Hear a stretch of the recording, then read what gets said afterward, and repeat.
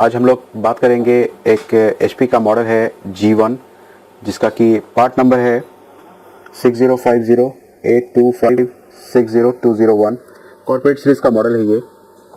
और मेरे पास जो प्रॉब्लम के लिए आया है ये कि प्लग इन चार्जिंग हो रहा है लेकिन ये चार्जिंग इंक्रीज़ नहीं हो रही है।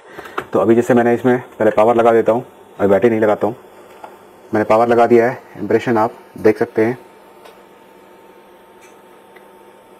ठीक है, फिर से निकालता हूँ। मैं इसमें एडाप्टर आईडी यूज़ कर रहा हूँ। हालांकि 90 वाट का एडाप्टर चाहिए होता है, ये 65 वाट का मैं ये आईडी यूज़ कर रहा हूँ। एडाप्टर आईडी को काट के मैंने बनाया हुआ है ये पावर सप्लाई से। तो यहाँ पर कैसे हिल गया ये मैंने लगाया है। तो 024 मिली एम्पेयर लोड है। मुझे तो पहले देखा नहीं है मैंने पहले कभी कि इसमें कितना लोड आना चाहिए। तो अभी इसमें मैंने बैटरी लगा दी है। ये देखिए बैटरी लगा दी है। अब मैं इसमें पावर लगाता हूँ।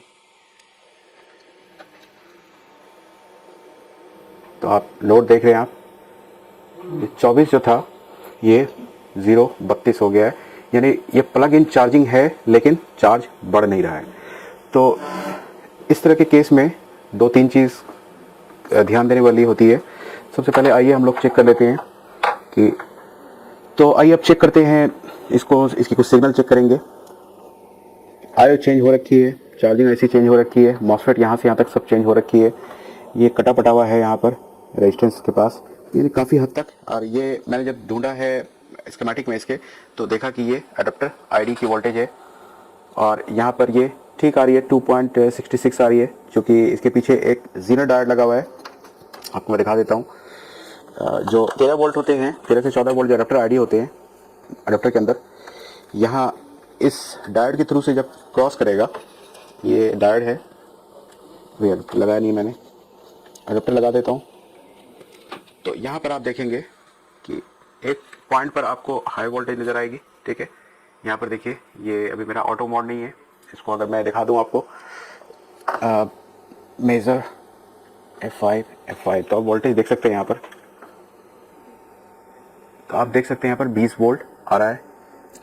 और दूसरा जो पॉइंट है यहाँ पर आप 3.6 वोल्ट देख सकते हैं।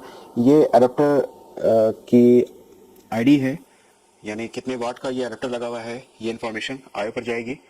और आयो पर जाने से पहले मतलब ये 19 वोल्ट को 3.3 कन्वर्ट किया गया है जीरो डायोड लगा करके। यहाँ पर ये जीरो डायोड लगा हुआ है, देख सकते हैं आप, ये यहाँ पर जीरो डायोड लगा हुआ है। तो इस जीरो डायोड के थ्रू ही 3 वोल्ट अडेप्टर आईडी बनाया है। और इसको 3 डिवाइडर लगा करके, यानी डिवाइडर लगा करके जो मैंने दिखाया अभी आपको कटा हुआ था, इसको वो यहाँ से पार कराया गया है। तो अब हम इस तरह के प्रॉब्लम में ज़रा सा चेक कर लेते हैं कि क्या क्या रीज़न हो सकता है। एक बार फिर से फिट करके यहाँ पर रख देते हैं। मैंने इसमें अडेप्टर लगा देता हूँ। मैं इसमें अडेप्टर लगा दिया और इम्प्रेशन वही 32 उठा रहा है। तो अब इसमें चेक करना है कि डेटा और क्लॉक बन रही है कि नहीं। तो पहले मैं इससे निकल जाता हूँ। तो आपको पैकेट्स ऑफ डेटा चेक करने हैं यहाँ पर। तो ये पॉइंट है डेटा का, तो ये पॉइंट है डेटा का। तो आप देख सकते हैं पैकेट्स ऑफ डेटा आपको नज़र आ रही होगी। ठीक है, पैकेट्स ऑफ डेटा भी बन रहे हैं और यानी कम्युनिकेशन आयो और बैटरी के बीच हो रही है। क्लॉक को भी चेक कर लेते हैं। ये क्लॉक है, यानी क्लॉकिंग भी प्रॉपर है और डेटा भी प्रॉपर है। बैटरी डिटेक्ट हो रही है कि नहीं वो भी चेक कर लेते हैं। तो यहाँ पर हाँ डिटेक्ट हो रही है, क्योंकि अगर नहीं डिटेक्ट होती तो ये ज़ीरो होता। तो यहाँ पर चूँकि मैंने वोल्टेज एक डिवीज़न सेट हुआ हुआ है, तो ये यहाँ पर 9 से 10 वोल्ट आ रही है। तो यानी यहाँ तक तो सारी चीज़ सही है, फिर भी ये चार्ज नहीं हो रहा है। अब थोड़ा सा मल्टीमीटर से मैं आपको दिखाना चाहूँगा कि कौन कौन से वोल्टेज आप चेक कर सकते हैं इस कंडीशन में। तो आप मल्टीमीटर लगा देता हूँ मैं, मल्टीमीटर लगा के चेक कर रहा हूँ मैं। तो ये पहली मॉसफेट है और डायग्राम में ये पहली मॉसफेट पी चैनल की है। और जैसा कि आप जानते हैं कि पी चैनल कैसे काम करता है, ये भी चेक कर लेते हैं। ये भी दिक्कत आती है। सोर्स पर 20 वोल्ट है, देख सकते हैं आप। थोड़ा सा इधर घुमा देता हूँ ताकि आपको दिखेगा ठीक से। ठीक है, सोर्स पर ये 20 वोल्ट आ रही है जो कि बिल्कुल सही है। ड्रेन पर भी 20 वोल्ट है, तो यानी गेट पर कम वोल्ट होनी चाहिए। तो देखिए गेट पर चेक कर रहा हूँ मैं, अब गेट पर 6 वोल्ट है, यानी ये सही स्विच हो रही है। देखिए अगर ये सोर्स टू ड्रेन है यानी ब्लॉकिंग लगाया हुआ है अगर ये, तो ये वोल्टेज अगर सोर्स पर आ जाए तो सोर्स टू ड्रेन तो डायोड मोड पर ट्रैवल कर जाएगी। इसको स्विच होना ज़रूरी है। तो स्विच तो हो चुकी है। दूसरी वाली एन चैनल लगा रखा है, यहाँ पर ये वाली पी चैनल है और ये वाली एन चैनल है। तो एन चैनल को स्विच करने के लिए अगर स्विच कराना है तो आपको पता होगा कि गेट पर इस पर हाई वोल्टेज चाहिए होती है। तो इसमें आईसी जो लगी हुई है BQ 24736 लगी है। तो BQ 24736, BQ 24737 और 38 ये सारी आईसी इस तरह की होती है कि इसमें एसी ड्राइव निकलती है। एसी ड्राइव निकल के इसके गेट पर जाएगी जो कि 24 से 25 वोल्ट होती है। आप देख सकते हैं यहाँ पर 26 वोल्ट आ रही है करीब यहाँ पर। तो यानी ये भी प्रॉपर स्विच हो चुका है। यहाँ पर मैं सोर्स पर चेक कर रहा हूँ तो 20 वोल्ट दिख रहा है, और जब मैं गेट पर ड्रेन पर चेक कर रहा हूँ तो भी मुझे 20 वोल्ट दिख रहा है, और गेट पर जो रिक्वायर्ड वोल्टेज है वो 26 वोल्ट भी हमें दिख रहा है। यानी यहाँ पर तो मॉसफेट सब सारी सही है।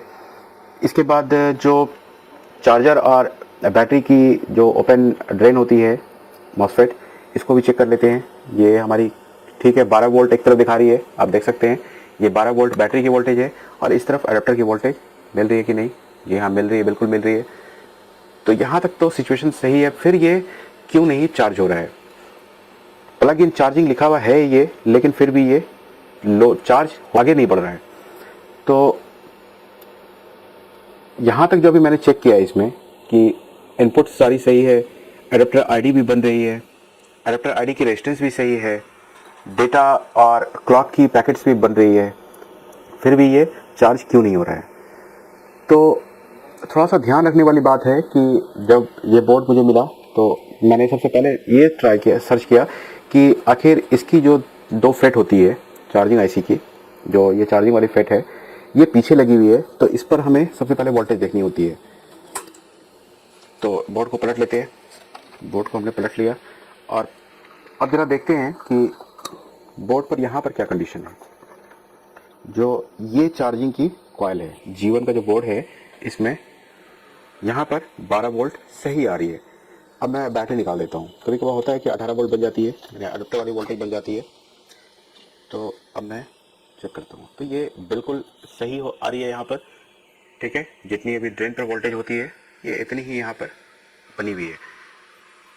तो इसमें दिक्कत कहाँ पर से हो सकती है?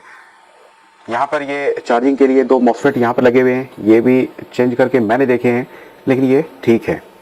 तो फिर ये कहाँ पर से दिक्कत हो सकती है? तो इसका सॉल्यूशन अभी मैं आपको बताता हूँ कि दिक्कत कहाँ पर हो सकती है। क्योंकि जिसने भी पहले काम किया है वो थोड़ा सा उसको एन चैनल और पी चैनल के बारे में पता नहीं था।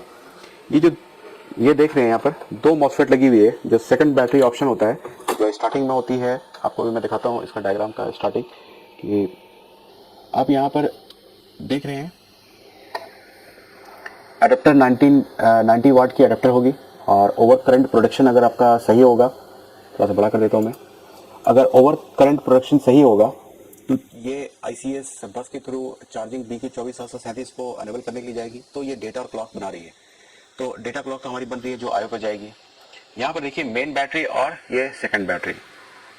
सेकंड बैटरी के पास किसी ने यहाँ पर जो 2 मॉसफेट यूज हुए हैं, ऑप्शनल है हालांकि, लेकिन फिर भी देखिए ये कितना बड़ा प्रॉब्लम क्रिएट कर रहा है। ये ऑप्शनल है, अगर आप इसको निकाल देते हैं तो आपकी सेकंड बैटरी काम नहीं करेगी, लेकिन आपकी जो मेन बैटरी है ये काम करेगी। किसी ने यहाँ पर एन चैनल मॉसफेट लगा रखा है। हालांकि डायग्राम में अभी अब मैं आपको दिखाऊं, ये नंबर है इसका Q6061। Q6061 ये देखिए आपको मैं दिखाता हूँ फिर से। ये देखिए ये दोनों जो सेकंड चार्जिंग ऑप्शन है, यहाँ पर आप बैटरी लगा के चार्ज कर सकते हैं, या दूसरी बैटरी पैक है ये। यहाँ पर ये देखिए दोनों पी चैनल लगे हुए हैं, यहाँ पर एन चैनल, किसी ने यहाँ पर दोनों एन चैनल लगा रखे हैं। तो बस यही दिक्कत है। अभी इसको हम लोग ठीक करेंगे। अभी ये वाली जो मॉसफेट है इसको मैं निकाल करके अभी आपको दिखाता हूँ। यहाँ पर जो मॉसफेट लगी हुई है वो नंबर लिखा हुआ है यहाँ पर 7403, ऑड नंबर है, तो वैसे भी ये पी चैनल है, तो इसको इस दोनों मॉस्फेट को पहले चेंज करेंगे हम लोग, उसके बाद देखेंगे कि क्या कंडीशन है। तो दोस्तों इसका मैंने ये मॉस्फेट चेंज कर दिया है। हालांकि ये सेकंड बैटरी का मॉस्फेट है और इसको सिर्फ निकाल देने से भी ये ठीक हो गया था, लेकिन चूंकि कस्टमर को देना है, ऐसे ही बोर्ड आया मेरे पास। आप देखिए मैं इसमें पावर लगाता हूँ और आप देखिए इम्प्रेशन 17 उठा लिया है, ठीक है। और ये चार्जिंग स्टार्ट हो गई इसकी। चूँकि अभी बोर्ड ऑन नहीं हुआ है, चूँकि यहाँ पर इंडिकेटर है बोर्ड का, पीछे से ऑन करूँगा तो ये बोर्ड ऑन हो जाएगा। तो आई होप कि आपको ये बात समझ में आ गई होगी कि चाहे मॉस्फेट प्राइमरी हो या सेकेंडरी हो, अगर प्रॉब्लम है या किसी ने चेंज कर रखी है तो आपको दिक्कत का सामना करना पड़ेगा।